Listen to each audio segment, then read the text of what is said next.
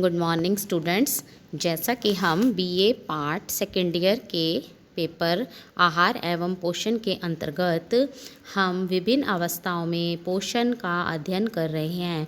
आज हम उसी कड़ी में धात्री माता के लिए पोषण कैसा होना चाहिए और जो लैक्टेटिंग मदर है यानी कि दूध पिलाने वाली जो माता है उसके लिए पोषण कैसा होना चाहिए उसका आज हम अध्ययन करने जा रहे हैं।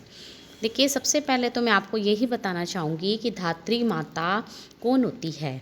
धात्री माता यानी कि माता जब अपने शिशु को स्तनपान कराती है और जब तक कराती है तब तक उस अवस्था को धात्री अवस्था और दूध पिलाने वाली स्त्री को धात्री माता कहते हैं।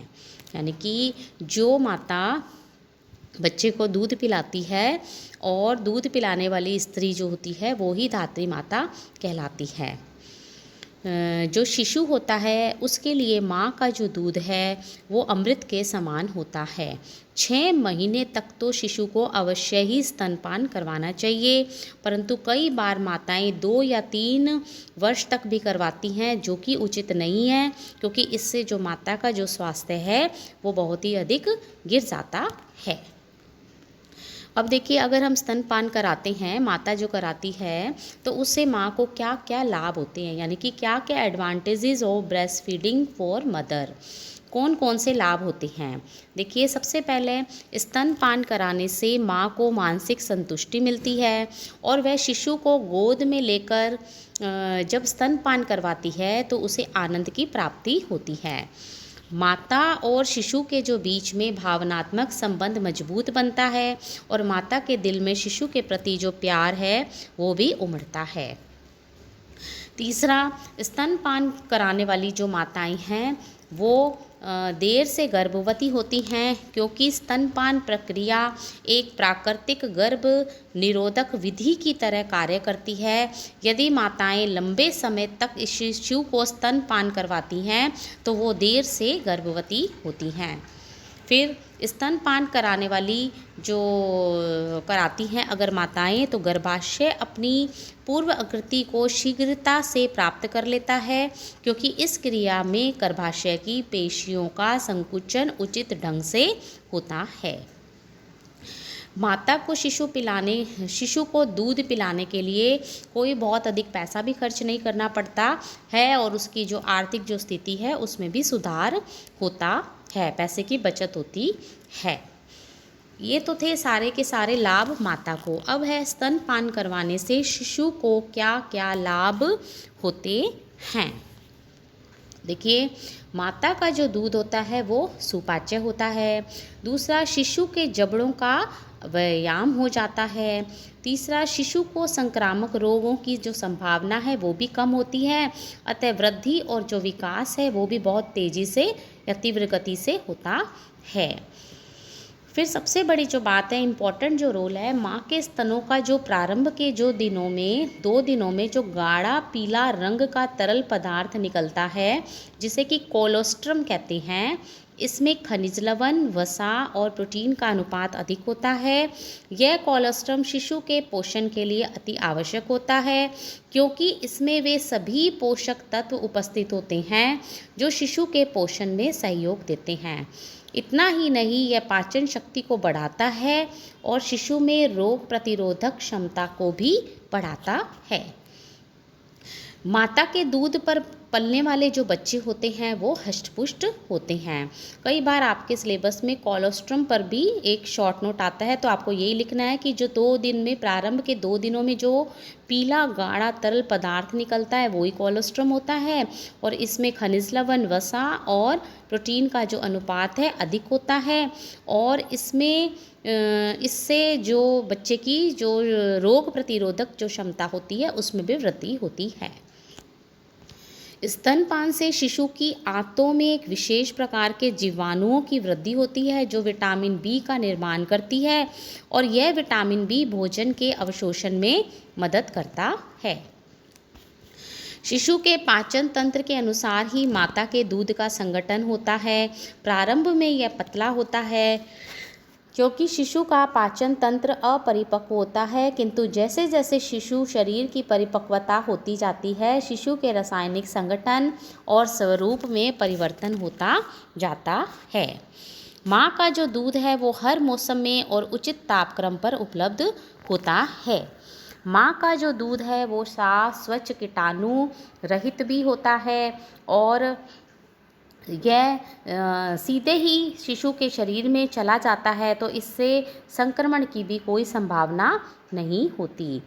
6 महीने तक के शिशु के पोषण के लिए जो माता का जो दूध है वो पर्याप्त होता है, परंतु 6 माह के बाद केवल माता के दूध से ही शिशु को पोषण नहीं हो पाता, अतः उसे पूरक आहार देना भी अत्यंत ही आवश्यक हो जाता है।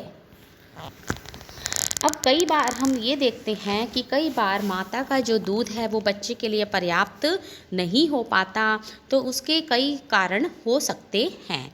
जैसे कि सामान्यतः धात्री अवस्था में 400 से 800 मिलीलीटर दूध जो प्रतिदिन स्रावित होता है। एक स्वस्थ माता जो प्रतिदिन संतुलित एवं पौष्टिक भोजन ग्रहण करती है तो वह 600 से 700 मिलीलीटर दूध स्रावित करती है, परंतु कई बार कुपोषण या अन्य कई कारण हो जाते हैं जिससे कि जो दूध है वो कम आता है। जैसे कि पहला है माता की उम्र हो गई, ठीक है। दूसरा, माता का स्वास्थ्य अगर कमज़ोर है तब भी प्रॉपर जो दूध है वो नहीं उतर पाता। तीसरा, माता की मानसिक स्थिति, माता की अगर मानसिक स्थिति भी कई बार अगर नहीं है या बहुत अधिक जैसे अति आधुनिक विचारों वाली माताएं हैं वो भी बच्चे को दूध पिलाना पसंद नहीं करती। तीसरा, माता का आहार, अगर उसका आहार अच्छा होगा, पौष्टिक होगा, तो जो दूध की मात्रा भी पर्याप्त उतरेगी। फिर धात्री अवस्था का बढ़ता समय, जन्म से लेकर 6 महीने तक माता के स्तनों से जो दूध निकलता है वह शिशु पोषण के लिए उपयुक्त होता है, परंतु इसके पश्चात इसकी जो मात्रा है वो कम होती जाती है और जो शिशु का जो पेट है वो भर नहीं पाता। फिर है शिशु के मुंह की विकृति, कई बार माता के शरीर में दूध की कमी नहीं होती, परंतु बालक शारीरिक रूप से अगर अपरिपक्व या कम वजन का होता है तो वह भी अधिक दूध नहीं ले पाता या उसका होंठ कटा हुआ, तलुआ फटा हुआ या जीभ की विकृति के कारण भी इस तरीके से हो जाता है। फिर आता है कामकाजी महिला, यदि धात्री माता यदि घर से बाहर है और वो बच्चे को घर छोड़कर जा रही है और वो 7 से 8 घंटे बाहर रहती है तब भी वह शिशु को स्तनपान नहीं करा पाती। ऐसी परिस्थिति में भी दूध की जो मात्रा है वो धीरे धीरे कम होती जाती है। अब हम बात करते हैं धात्री अवस्था में पोषक तत्वों की मांग कैसे कैसे होनी चाहिए। देखिए, सबसे पहले आता है कैलोरी। ICMR की पहले ये मान्यता थी कि धात्री अवस्था में धात्री माता को 0 से 6 महीने तक 1000 कैलोरी की आवश्यकता होती है, परंतु फिर ICMR के पोषण विशेषज्ञों ने इसमें 1989 में इसमें सुधार किया और फिर 6 माह तक की धात्री माता को साधारण स्त्री से 550 कैलोरी की और 7 से 12 माह के बच्चे माता को 400 कैलोरी ऊर्जा की आवश्यकता होती है। धात्री माता की कोई कैलोरी की अतिरिक्त मांग नहीं होती और उसे शिशु को स्तनपान करना बंद कर देना चाहिए। फिर है प्रोटीन। WHO के अनुसार यदि माता के स्तनों से 850 मिलीलीटर दूध का स्रावन होता है तो उसे 10.2 ग्राम प्रोटीन होता है, 10.2 ग्राम प्रोटीन आवश्यकता उसको होती है। अदरवाइज़ उसको 15 ग्राम अतिरिक्त प्रोटीन की आवश्यकता होती है। प्रोटीन जो है वो इसके जो प्राप्ति के जो प्राणिज अगर हम स्रोत देखते हैं तो दूध, अंडा, मांस, मछली इसके उत्तम साधन हैं और इनसे उच्च कोटि का प्रोटीन वो प्राप्त होता है, अतः इनका सेवन किया जाना चाहिए। और अगर वेजिटेरियन है तो दालें हैं, सोयाबीन है, ये प्रोटीन का अच्छा स्रोत माना जाता है। फिर है लोहा। माता के दूध में जो लोहा है, आयरन है, वो 0.03 से 0.36 मिलीग्राम प्रति 100 ml उपस्थित रहता है। 850 मिलीलीटर जो दूध है उसमें 0.25 मिलीग्राम से 3.1 मिलीग्राम लोहा उपस्थित होता है। फिर हम बात करते हैं कैल्शियम की। 850 मिलीलीटर दूध से 290 मिलीग्राम कैल्शियम की प्राप्ति होती है। दूध में कैल्शियम की यह मात्रा माता के शरीर से ही प्राप्त होती है, अतः माता के आहार में कैल्शियम की मात्रा अधिक होनी चाहिए, क्योंकि आहार में होगी और वही जो माता है वो बच्चे को दूध पिलाएगी, तो बच्चे का जो शरीर है उसमें भी कैल्शियम की पूर्ति संपन्न हो जाएगी। फिर हम बात करते हैं विटामिन ए की। WHO के पोषण विशेषज्ञों ने धात्री माता के 850 मिलीलीटर दूध से 420 माइक्रोग्राम विटामिन ए की प्राप्ति होती है, अतः माता के भोजन में विटामिन ए की मात्रा 450 माइक्रोग्राम बढ़ाई जानी चाहिए। फिर हम बात करते हैं राइबोफ्लेविन की। 850 मिलीलीटर अगर दूध से 0.32 मिलीग्राम राइबोफ्लेविन की प्राप्ति होती है, इसलिए माता के आहार में राइबोफ्लेविन की जो मात्रा है वो बढ़ाई जानी चाहिए ताकि इसकी पूर्ति हो सके। फिर है थायमिन। WHO के जो भोज्य जो विशेषज्ञ हैं उनके अनुसार प्रति 1000 किलो कैलोरी के लिए 0.4 मिलीग्राम थायमिन की आवश्यकता होती है। चूँकि धात्री अवस्था में कैलोरी मांग लगभग 1000 कैलोरी बढ़ जाती है, अतः 4 मिलीग्राम अतिरिक्त थायमिन की आवश्यकता होती है, 0.4 मिलीग्राम। फिर है नाइसिन। जो नाइसिन है वो भी 6.6 मिलीग्राम प्रति 100 किलो कैलोरी के लिए नाइसिन आवश्यकता होती है, इसलिए आहार में नाइसिन की मात्रा भी बढ़ाई जानी चाहिए। फिर है विटामिन B12। परनीशियस एनीमिया के बचाव के लिए, क्योंकि विटामिन B12 की कमी से परनीशियस एनीमिया हो जाता है, इसलिए विटामिन B12 अत्यंत आवश्यक है। WHO के भोज्य विशेषज्ञों के अनुसार 850 मिलीलीटर माता के दूध में 0.2 माइक्रोग्राम विटामिन B12 उपस्थित रहता है। दूध में विटामिन B12 माता के शरीर से प्राप्त होता है। फिर बात करते हैं हम फॉलिक अम्ल।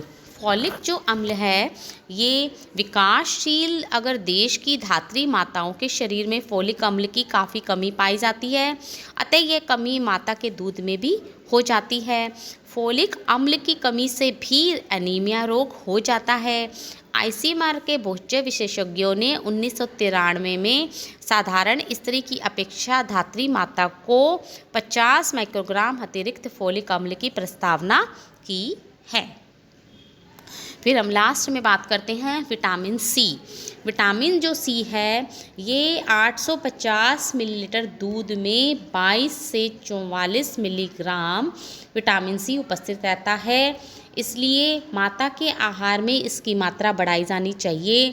ICMR के भोज्य विशेषज्ञों के अनुसार प्रतिदिन धात्री माता के आहार में 40 मिलीग्राम तक विटामिन की अधिकता होनी चाहिए, इसलिए इन्होंने 40 मिलीग्राम अतिरिक्त विटामिन सी की प्रस्तावना की है। तो ये जितने भी ये मैंने आपको जो सारे पोषक तत्व बताए हैं, ये इसकी जो मात्राएं हैं, धात्री अवस्था में पोषक तत्वों की जो मांग है, ये लैक्टेटिंग जो मदर है उसके लिए होनी चाहिए। और जब हम आहार नियोजन करते हैं तो हमें इस चीज़ का ध्यान रखना चाहिए कि जैसे फलों का रस, सब्जियों का रस, छाछ, तरल भोज्य पदार्थों की मात्रा अधिक होनी चाहिए और धात्री मात्रा को जो जल है वो भी अधिक पीना चाहिए। दाल की मात्रा आहार में बढ़ा देनी चाहिए, अनाज की मात्रा भी बढ़ा देनी चाहिए। अधिक मिर्च मसाले युक्त भोजन नहीं खाना चाहिए। गरिष्ठ तला भुना और बासी भोजन से भी परहेज़ रखना चाहिए। कैल्शियम की प्राप्ति के लिए दूध और दूध से बने व्यंजनों को आहार में सम्मिलित करना अत्यंत ही आवश्यक होता है। तो ये सारे आज हमारे धात्री अवस्था यानी कि जो लैक्टेटिंग जो था इसके ये ख़त्म हो